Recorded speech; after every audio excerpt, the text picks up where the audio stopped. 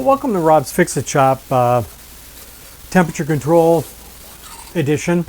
So I've got this old thermostat made in the USA by the Ohio company, and somebody asked me if I would fix it up, and it's got a thermostatic spring in here, and it looks like it's pretty corroded, full of dingy stuff. And it looks like there was supposed to be a lens over here at one point, and probably just got old and fell off. And so I think we're just going to clean it up and see if I can bring it back to looking good again. All right. Yeah, so let's take a look. Let's see if we can clean up and see anything.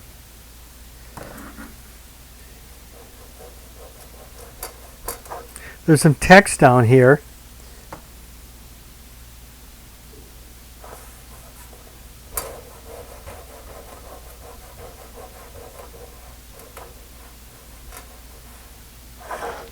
Yeah. Yep, it's coming up as much as anything. It says the Ohio Manufacturing Company, made in USA. I'm going to try to get some soapy water and see if I can clean this up. But here you see, it's pretty straightforward. On the back, it's got a bimetal spring, right? And that bimetal spring, my friend tried to clean it, but it was pretty grungy. So first things first, I'm going to take that out, and I'm going to put it in the ultrasonic cleaner and see if we can clean that guy up. And it looks like this just kind of comes off like that. And we'll try cleaning that up too. This is glued on. I think I'm just going to leave that. So that isn't a screw. It looks like the shaft is got a slot in it, and then the bimetal spring comes in, and then they like pinch the two ends together and put a washer on it. So let's see if we can just kind of nudge this guy out from this side. It feels like it's in there pretty tight.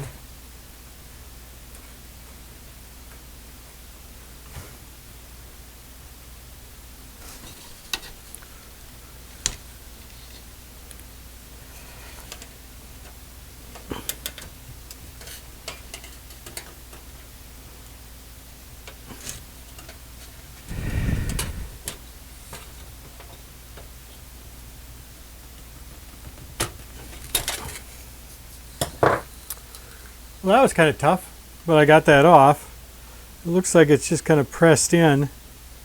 We needed to get it off though, because we need to kind of use it to set the temperature correctly. And then, so we've got this bushing here. We'll have to clean that up. And then this, get that out.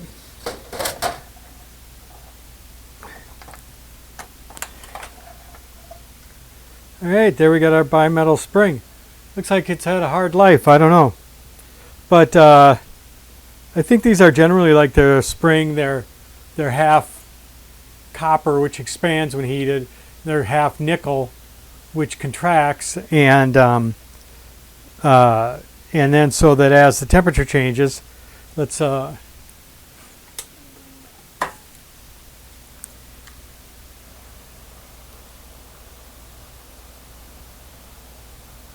Yeah, this one seems to be working pretty good. So let's get that thing cleaned up.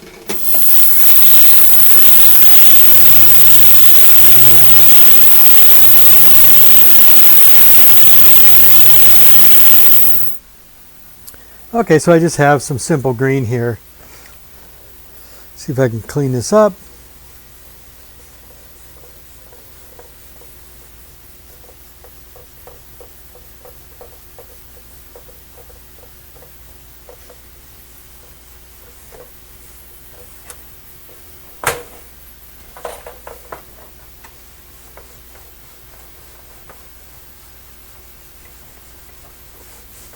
Well, that's looking pretty nice. I think try a little, dry it off a little bit. And I'll try a little bleach on here. See if that makes a difference. I doubt it.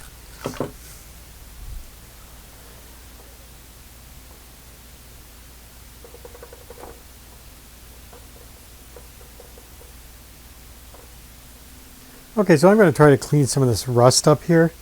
And so I just got a little muriatic acid.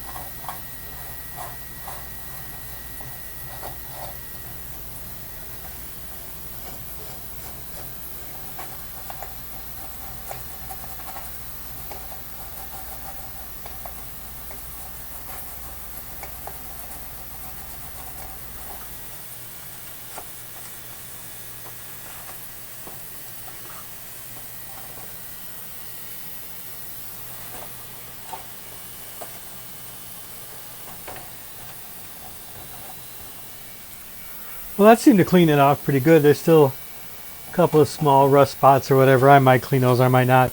But I'm going to paint over them, so I'm just going to leave this here. I don't think I can clean it up without damaging it. But that's all right. I mean, for what we've got, I think it came out pretty darn nice. So here's I found on the website, the Ohio Thermometer Company. And says, Lee F. Cheney, a druggist by profession, began making mercury thermometers and barometers in his home in Springfield, Ohio in 1904. He founded the Ohio Thermometer Company in 1922, and it was incorporated in 1934. At first, they were thermometer distributors, but started making their own thermometers in 1929. Their experience in glasswork led them into the neon sign business starting in 1932, and they began making bimetal thermometers during World War II. At their peak, they produced over 15 million thermometers annually in more than 200 types. They were acquired by the Thermometer Corporation of America. So it says during World War II is when they started making the bimetal type thermometers, and this is bimetal. So it's after World War II. It looks like early 50s maybe. I don't know. But then also I found on that same site they had a catalog of Ohio thermometers. And if we come down here, here's a jumbo one. It's not as big as this one, right? But it's very similar in a lot of different ways.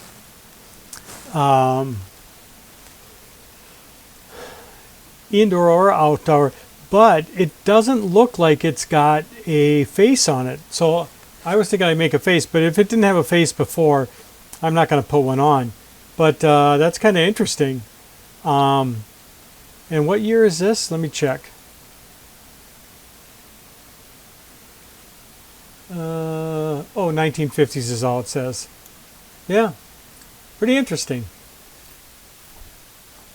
So after many trips to the ultrasonic cleaner, I got this pretty well cleaned off. And the shaft looks really nice. You know, it still kind of rubs a little bit, but I think that's okay. Seems to move pretty freely. Right? So, got that done. And then now I'm just going to start taping this off. I want to paint these parts here because I cleaned quite a bit of rust off of those. And we'll paint this guy too. And then this is the top part. I put that in the ultrasonic cleaner, and that really kind of cleaned it off pretty well. But then it's galvanized underneath, which is good. But I'll paint that too.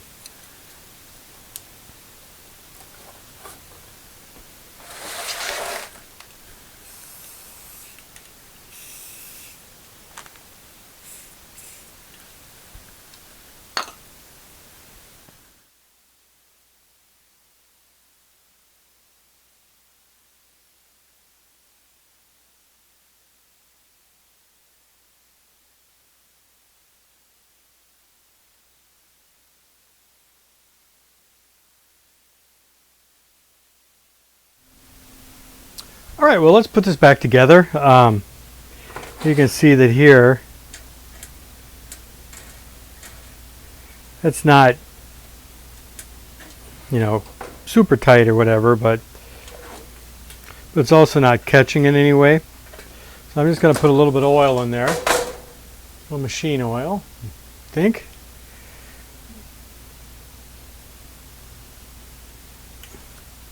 I think grease would probably not work so great when it got cold. And we put our spring in. And slide it in like that, and then down like that. And it looks pretty clean now. And then this piece slides over the top. See, does that go inside? Oh, that goes inside.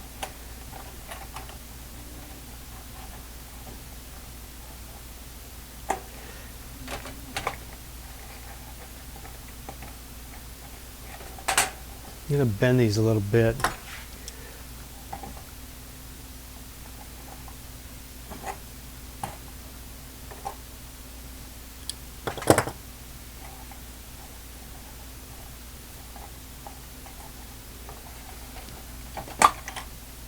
Oh, I see.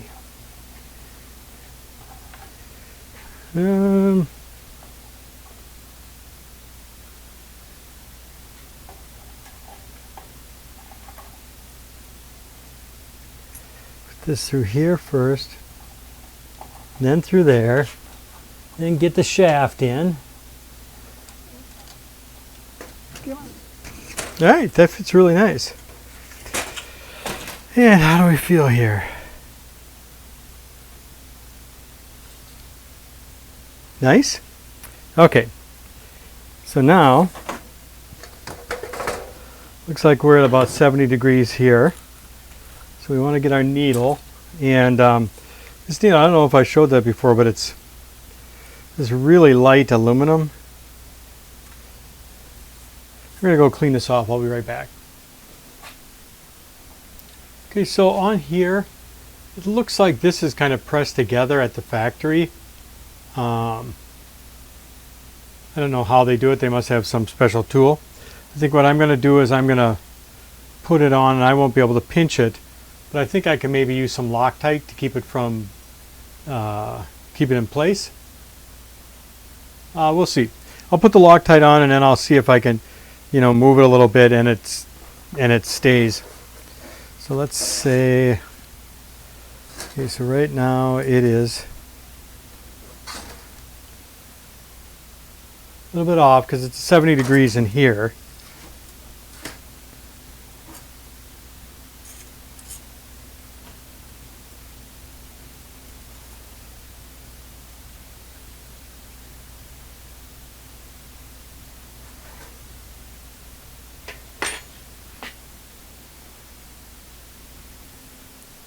So it looks like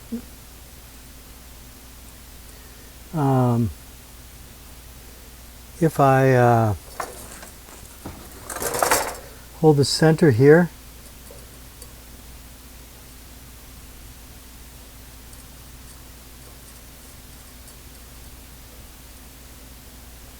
there's quite a bit of play in it. I can't tell whether the play is in the thing that's pressed into the arrow, or where the arrow goes onto the shaft. I'm going to have to take a close look at that. So it looks like it's the little sleeve here that presses into the arrow, and I think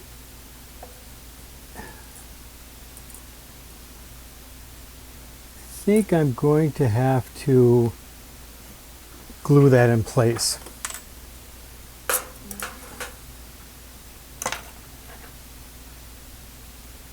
Because it was originally pressed into place, and I think if I take it off and try to press it, well, let's do that. Let's take it off.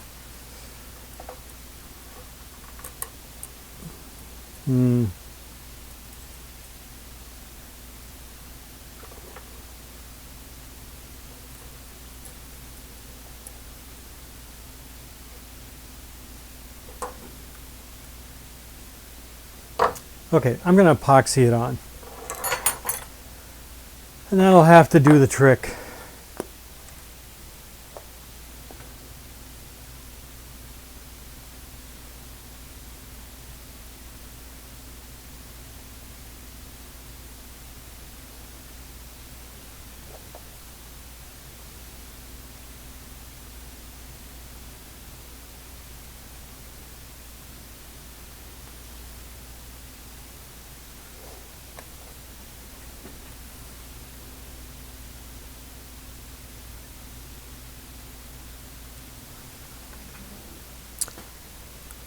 Okay, well, we'll let that harden up, and yeah, hopefully that'll be good. Okay, we got her set up in the basement, and it looks like it's about 65 degrees down here. Looks like we're at about 65 degrees. That's looking good. Okay, let's see if we got. It's gonna be a little tight in here. Okay, hold on. All right, well, let's take a look at what we've got.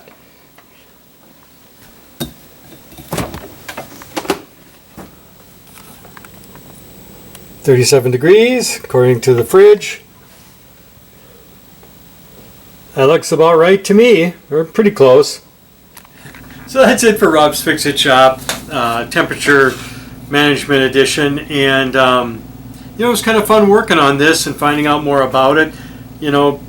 Being that it's from the early 50s, it's pretty darn old, and it's nice to see that it'll be back in service for a while. And wasn't too much to do, a lot of, mostly clean up and getting that bimetal spring all cleaned up, getting it working again, and figuring out how to get this arrow back on and adhere to the bushing. That was a little bit of work, but I think it turned out pretty nice, and I'm glad to see it's going to be back in service. And I'm from Minnesota, where we love to watch the temperature, and watching the winter, get into this area, sometimes down here. In the summer, get over to here. And so we always like to have bragging rights when the temperature's extreme, and this is going to help us do it. So if you enjoyed the video, please hit like and subscribe, and thanks for watching.